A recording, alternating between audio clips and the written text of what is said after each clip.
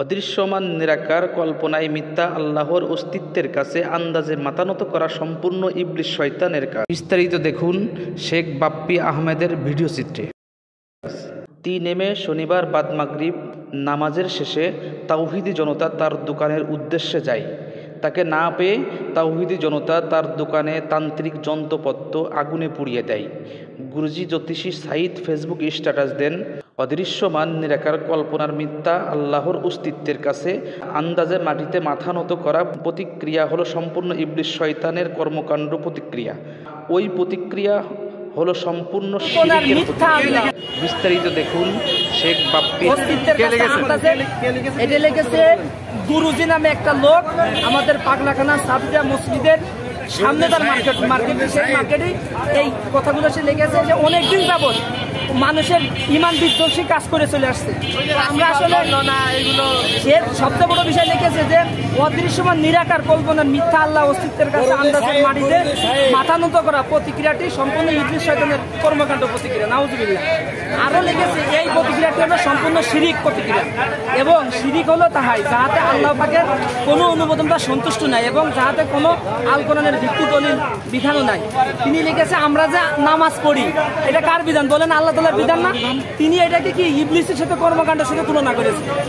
তো যেখানে আমাদের আল্লাহ পাক রব্বুল আলামিন সূরা কাউসারে বলছে যে কুরবানি করো, নামাজ আদায় করো, সেখানে সে কোরআনের আবার এখানে লিখেছে কি যে কোনো অনুমোদন নেই, সে লিখেছে কোরআনে কোনো অনুমোদন নেই। এটা তো লিখেছে। আবার দেখেন একজন হিন্দু মন্দিরে পূজা করবে, এটা স্বাভাবিক বিষয়, কিন্তু ওই মূর্তি মানে মূর্তির পাশে যদি আল্লাহর ছবি থাকে তাহলে কেমন দেখা যাবে? উনি এমন একটা ছবি ফেসবুকে পোস্ট করেছে, আপনারা হয়তো বা দেখতে পেরেছেন। এই জন্য আমরা মাগরিবের নামাজ পড়ে এসে আমরা মুসল্লিগণ এসে এই কাজগুলো করেছি। ওনার নাম হচ্ছে সৃষ্টি সাইদ গুরুজি।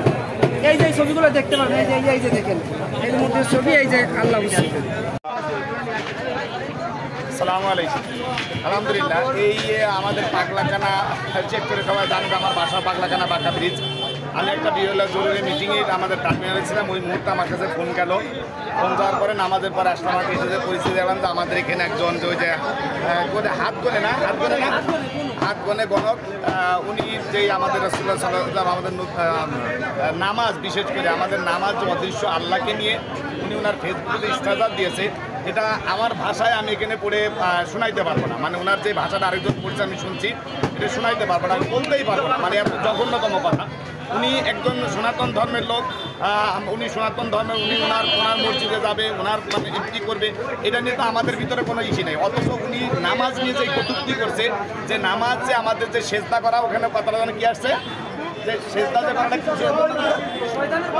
শয়তানের সাথে, এখানে আমার কাছে ফেসবুকে লিখছে যে শয়তানের সাথে শয়তানের কাছে মুসলমানরা। আসলে মূলত আমি এই লাইভের মাধ্যমে আমি মোটামুটি আমি প্রশাসনের দৃষ্টি আকর্ষণ করতেছি যে প্রশাসন অতি দ্রুত এই যে অবস্থাকে কন্ট্রোল করার জন্য আমার মনে হয় যে প্রশাসন একটা ভূমিকা নিক। প্রশাসন তাকে যেখানে পাক সেখানে এই মুহূর্তে তাকে গ্রেপ্তার করার জন্য প্রশাসন একটা ভূমিকা নেওয়া এই মুহূর্তে আমি মনে করি। কারণ সে কোথায় আছে, এখানে পলায়ন করছে, তার দোকান দেখেন, সাধারণ জনগণ একেবারে একটা বিশৃঙ্খলা অবস্থা, সাধারণ জনগণ খেপে গেছে। এটা খেপাটা স্বাভাবিক ব্যাপার। আমি তো এখানে এসে থেকে আমি খেপে গেছি, আমি ফোন দিয়েছি, আমি তো খেপে গেছি। কারণ আমাকে যদি বলা হয় যে আল্লাহর অদৃশ্য আল্লাহর কদমের সেজদা দেওয়া আমার শয়তানকে সেজদা, তাহলে বাংলাদেশের 93% মুসলমানের দেশে আমরাই কখনো বলেছি যে ঠাকুরকে তুমি প্রণাম করো বা ঠাকুরকে অমুক করো, ঠাকুরকে তমুক করো, এই ব্যাপারটা আমরা করি। আমরা যেই 5 তারিখের পরে যেই 5 তারিখের পরে আমরা মন্দির, আমরা গির্জা, আমরা সবকিছু পাহারা দিয়ে দিচ্ছি, আমরা এগুলো রক্ষা করছি, কোনো প্রকার কোনো শৃঙ্খলা না করে। অথচ এরা কারা? এরা নিশ্চিত ভারতের রয়ের দালাল। এরা আমাদের এখানে এসে নিয়ে এরা বাংলাদেশের মানুষদের, আমরা শান্ত শৃঙ্খলাভাবে আছি, এই বাংলাদেশের মানুষদের ভিতরে একটা বিশৃঙ্খলা তৈরি করার জন্য এরা বিভিন্ন সময় বিভিন্ন পায়তারা করতেছে। এরা যেখানে যে অবস্থা পাওয়া হবে সেখানে সেই অবস্থাকে গণগুলায় গিয়ে প্রশাসনের কাছে দেওয়া হবে। করার জন্য তাকে এই গণকের কিছু যে পাথর, কয়টা হালকা কয়টা টাকা, এই যে গণকের বিভিন্ন গুনে টুনে পাথর গুলা দেয়, যেটা ধাপ্পাবাজি ব্যবসা করে। কয় টাকা আছে দেখেন, দেখেন কয় টাকা আছে, ওটা নিন না, ওটা আমার দিন, ওটা নিন না। এখানে 1 2 3 4 400 টাকা। 400 কয় টাকা বলুন? 406 টাকা 9 টাকা 409 টাকার কটা পাথর পাওয়া গেছে। আমরা পাশে যে মুন্না বিপণী আছে, মুন্না বিপণী হেফাজতে আমরা পাথরগুলো টাকাগুলো দেখে যাই। জনগণ ওগুলো তো পুরাই দিতেছে, আপনারা দেখতেছেন।